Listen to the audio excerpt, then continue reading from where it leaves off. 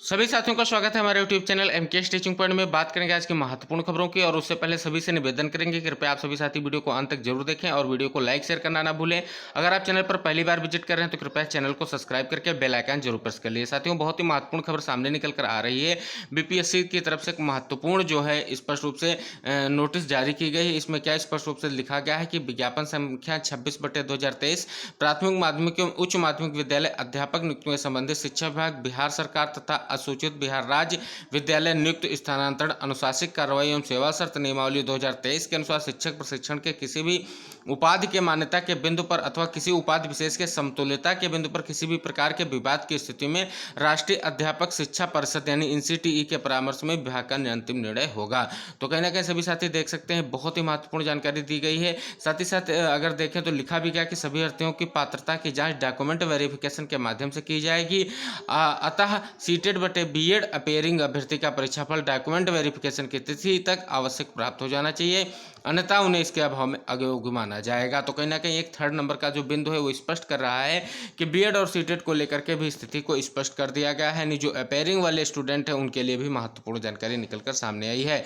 तो कहीं ना कहीं ये महत्वपूर्ण जो फैसला लिया गया है बहुत ही महत्वपूर्ण है। जिस प्रकार से बताया गया है कि अगर कोई वाद विवाद की स्थिति उत्पन्न होती है, जैसे बीएड डिग्री धारकों को लेकर के जिस प्रकार से सुप्रीम कोर्ट का आदेश आया है, उस हिसाब से लग रहा है कि एनसीटी की तरफ से जिस प्रकार से 2018 की गाइडलाइन को रद्द किया गया है, तो कयास लगाया जा रहा है कि बिहार शिक्षक भर्ती में जो बीएड डिग्री धारकों को मौका दिया गया है उनको जो है उनकी स्थिति को लेकर के संशय है। लेकिन हालांकि लगातार बिहार सरकार की तरफ से निर्णय लिए जा रहे हैं, लेकिन इसी क्रम में आप सभी साथी देख सकते हैं महत्वपूर्ण जो है आदेश जारी किया गया है कि जो है इसको लेकर के एनसीटीई की तरफ से अब लगातार जो भी आदेश आएगा उसका अनुपालन किया जाएगा। हालांकि जो महत्वपूर्ण खबर सामने निकल कर आ रही है कि एनसीटीई लगातार, जैसा हमने कल के वीडियो में भी बताया था कि जो एनसीटीई लगातार सुझाव ले रही है, सभी राज्यों से सुझाव ले करके ही जो है नया गाइडलाइन जारी की जाएगी। क्योंकि बहुत सारे ऐसे स्टेट हैं जहां पर डीएलएड या बीटीसी का कोर्स अवेलेबल नहीं है, तो क्या वहां पर जो है बीएड डिग्री धारकों को मौका नहीं दिया जाएगा। कहीं ना कहीं सुप्रीम कोर्ट के अगर आदेश की बात करें तो ये राजस्थान के परिप्रेक्ष्य में है, तो इसका प्रत्येक राज्य में किस प्रकार से चीज़ों पर इंगित कराया जाए, किस प्रकार से हो, इसमें राज्य सरकारों का महत्वपूर्ण योगदान दिखने वाला है। तो कहीं ना कहीं गाइडलाइन जारी होगी, लेकिन एक महत्वपूर्ण गाइडलाइन होगी और ऐसा जो है प्रारूप तैयार करने की बात की जा रही है जिसमें कहीं ना कहीं बीएड डिग्री धारकों को भी स्थान दिया जाए।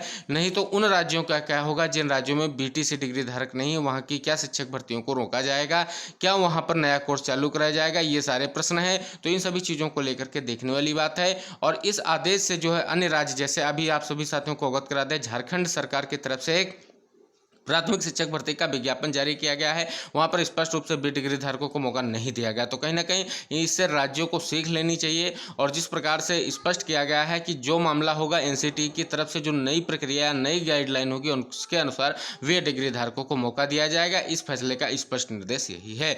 तो कहीं ना कहीं अब देखने वाली बात होगी आगे क्या फैसला निकल कर आता है, क्योंकि अब सारा दारोमदार एनसीटीई पर जा रहा है। लेकिन वर्तमान परिप्रेक्ष्य की बात करें तो एनसीटीई ने बड़ा फैसला लेकर के जो है सुप्रीम कोर्ट के आदेश को उचित माना है, उसको मानना भी चाहिए। क्योंकि सुप्रीम कोर्ट के आदेश में स्पष्ट रूप से किसी भी सभी राज्यों पर ये स्थिति लागू करने की बात नहीं थी। केवल और केवल सिर्फ बात यह थी कि राजस्थान सरकार के परिप्रेक्ष्य में जो हाई कोर्ट का आदेश था उसके परिप्रेक्ष्य में जो सुप्रीम कोर्ट की तरफ से आदेश था उस पर बात की गई है। तो कहीं ना कहीं महत्वपूर्ण विषय है और इसको लेकर के चर्चा भी होनी चाहिए। और गाइडलाइन बनाने से पहले सभी राज्यों का विचार किया जाना अति आवश्यक है। तो जैसे कोई महत्वपूर्ण दिशा निर्देश हमें प्राप्त होता है हम आपको जरूर अवगत कराएंगे। साथियों, महत्वपूर्ण जानकारी सामने निकल कर आ रही है आपकी 69 शिक्षक भर्ती को लेकर के। जैसा कि सभी साथियों को पता था कि बीएड वर्सेस बीटीसी में बंटने का समय नहीं है। क्यों नहीं है? क्योंकि आप सभी साथियों को बता दें, जैसा कि कल के वीडियो में मैंने आपको अवगत कराया था कि काज लिस्ट जारी हो चुकी है और आपका जो महत्वपूर्ण केस आरक्षण केस जो डबल बेंच में स्पेशल रूप से सुनवाई के लिए लगा हुआ है उसकी सुनवाई 22 तारीख को होने जा रही है। और इस सुनवाई में आप सभी को किसी भी तरीके से बट करके नहीं इसको डिसाइड कराने की जरूरत है। क्यों जरूरत है? क्योंकि अगर बात करें तो जो भी आरक्षण की मांग है, आपके जो बहुत ही महत्वपूर्ण विषय एटीआरई जिसको लेकर के सिंगल बेंच की तरफ से आदेश किया गया है और एटीआरई को जो है सिलेक्शन का पार्ट मान लिया गया है। तीसरी बात, उत्तर कुंजी वाले हमारे जितने भी साथी हैं सुप्रीम कोर्ट के आदेश के बावजूद भी वेट कर रहे हैं, अभी तक उनको नियुक्ति नहीं प्राप्त हो सकी है। कहीं ना कहीं एनओसी प्रकरण को भी जो है आपके इस आरक्षण केस से कनेक्ट कर दिया गया। इसी के साथ कार्यमुक्त जो स्थानांतरण की अभी प्रक्रिया हुई है उसमें कार्यमुक्त को लेकर के जो स्थिति थी उसे भी इस केस के अधीन कर दिया गया है। साथ ही साथ 67,867 और आपकी 6800 लिस्ट, सबका भविष्य जो है इसी में निहित है। यानी ये जो महत्वपूर्ण आपका केस है इसमें आपको स्पष्ट रूप से अवगत करा दें तो सबका केस का सबका निहित इसी में है, क्योंकि अगर किसी भी तरीके से गलत जजमेंट आता है तो कहीं ना कहीं पूरी भर्ती प्रक्रिया पर जो है स्पष्ट रूप से परोक्ष या प्रत्यक्ष रूप से जो है चीज़ें निकलकर सामने आने वाली हैं। क्योंकि कहीं ना कहीं देख सकते हैं लगातार चीज़ें देखने में आ रही हैं कि बेसिक शिक्षा विभाग से फर्जी शिक्षकों को लेकर के चीज़ें स्पष्ट की जा रही हैं।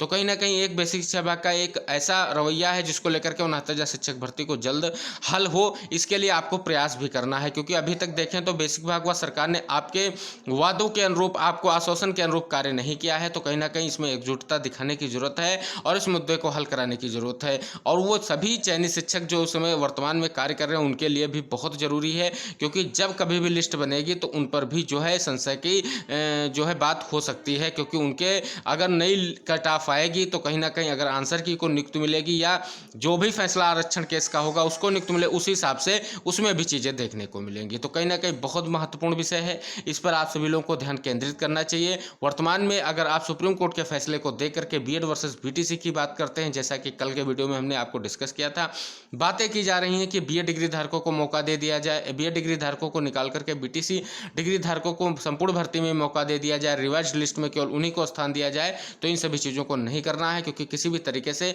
विभाग ऐसा कुछ नहीं करने जा रहा है। केवल और केवल इससे आपके में बंटवारा होगा और कहीं ना कहीं आरक्षण केस में सरकार और विभाग की जो है मंशा कामयाब हो जाएगी। तो ऐसा नहीं करने देना है, सरकार को नई तारीख नहीं लेने देनी है। आपको प्रयास करना है कि जल्द से जल्द आपका मुद्दा डिसाइड हो। इसके लिए आपको ये प्रयास करना है कि हो सके तो आपका मुद्दा 22 तारीख के आगे डे बाय डे सुना जाए। अगर 22 तारीख को निर्धारित नहीं होता है तो जब तक इसका जो है डिसीजन ना हो जाए तब तक इस मुद्दे को सुन करके और सिंगल बेंच के जजमेंट में जो भी करेक्शन है, जो भी करेक्शन ले जाए गए हैं स्पेशल अपील के माध्यम से, वो करेक्शन करने के बाद सरकार को रिविजिट करने का आदेश दिया जाए और उसी के अनुसार सरकार जो है रिवाइज लिस्ट लेके आए, जिससे इनमें भर्ती को लेकर के जो अब तक की महत्वपूर्ण चीज़ें हैं या महत्वपूर्ण मुद्दे हैं उन सभी का निस्तारण हो सके, क्योंकि सभी मुद्दे अभी भी इसी केस के अधीन पेंडिंग ही लग रहे हैं। और साथियों एक महत्वपूर्ण जानकारी सामने निकल कर आ रही है कि यूपी में 52,699 पदों पर जल्द ही सिपाही भर्ती होने जा रही है। साथियों अवगत करा दें कि उत्तर प्रदेश पुलिस विभाग ने सिपाहियों के 52,000 पदों के लिए भर्ती की प्रक्रिया को एक बार फिर शुरू किया है। पुलिस भर्ती एवं प्रोन्नति बोर्ड ने इसके लिए एक बार फिर टेंडर नोटिस जारी करते हुए कार्यदायी संस्थाओं से आवेदन करने को कहा है। उत्तर प्रदेश पुलिस भर्ती एवं प्रोन्नति बोर्ड की ओर से जारी सूचना के मुताबिक भेजे AEOI भेजने की अंतिम तिथि 25 अगस्त 2023। इस अवधि के भीतर इच्छुक कंपनियां जो है इस पर जाकर के ईमेल पे या साइट पे जाकर के अपने जो है 25 अगस्त तक कंपनी जो आवेदन करेंगी तो फिर इसके बाद आगे की प्रक्रिया होगी। तो कहीं ना कहीं देख सकते हैं, बात करें तो इसलिए नोटिफिकेशन जारी होने में और समय लग जाएगा। भर्ती बोर्ड के अफसरों का अनुमान है कि इन पदों के लिए करीब 25 लाख आवेदन कर सकते हैं। तो सब कुछ स्पष्ट किया गया है। बात करें तो इन 52,000 पदों की नोटिफिकेशन को लेकर के जो जानकारी दी इससे पहले 15 जुलाई 2023 तक जारी हो जाएगा, लेकिन ऐसा नहीं हो सका क्योंकि इसका कारण था टेंडर ना हो पाना। साथियों महत्वपूर्ण जानकारी 69,000 शिक्षक भर्ती से ही जुड़ी हुई है कि एक अंक विवाद में सुप्रीम कोर्ट के आदेश के अनुपालन के लिए अभ्यर्थियों का धरना प्रदर्शन 12वें दिन भी इको गार्डन में जारी रहा। शनिवार को धरने में आई बस्ती जिले की एक महिला अभ्यर्थी शैलेश गौतम उमस भरी गर्मी के कारण बेहोश हो गई, जिसका प्राथमिक उपचार कर चिकित्सालय में भेज दिया गया। तो देख सकते हैं महत्वपूर्ण विषय है, सरकार की तरफ से अभी निर्णय नहीं लिया जा रहा है और सभी साथियों को पता है इसमें स्पष्ट रूप से 2249 जो पात्र अभ्यर्थी हैं उनको केवल कट ऑफ की मेरिट का निर्धारण करना है और उनको नियुक्ति प्रदान करनी है। साथियों महत्वपूर्ण जानकारी सामने निकल कर आ रही है कि एक बड़े अल्पसंख्यक छात्रवृत्ति घोटाले का खुलासा हुआ है। कई राज्यों ने बनाए गए फर्जी लाभार्थी, फर्जी संस्थानों, फर्जी नामों में बैंक खाते सामने आया है। मामला कथित तौर पर अल्पसंख्यक संस्थानों, राज्य प्रशासन और बैंकों के संस्थागत भ्रष्टाचार का है। केंद्रीय मंत्री स्मृति ईरानी ने कहा कि मामले की जांच CBI को सौंपी गई है। फर्जी संस्थानों की बात करें तो यहाँ पर स्पष्ट किया गया, छत्तीसगढ़ में 62, राजस्थान के 128, असम के 68%, नकली कर्नाटक के 64% और यूपी में 44% और बंगाल में 39%, कर्नाटक में 64%, उत्तराखंड में 7%, मध्य प्रदेश में 40% और पश्चिम बंगाल में 39% जो भी हैं ये आपके संस्थान ये क्या हैं, फर्जी रूप से छात्रवृत्ति को लेकर के स्थिति अपना रहे हैं। एक और महत्वपूर्ण जानकारी सामने निकल कर आ रही है कि रेलवे भर्ती प्रकोष्ठ द्वारा ग्रुप डी भर्ती 2019 का चौथा पैनल जारी कर दिया गया है। इस पैनल में 96 भर्तियों को शामिल किया गया है।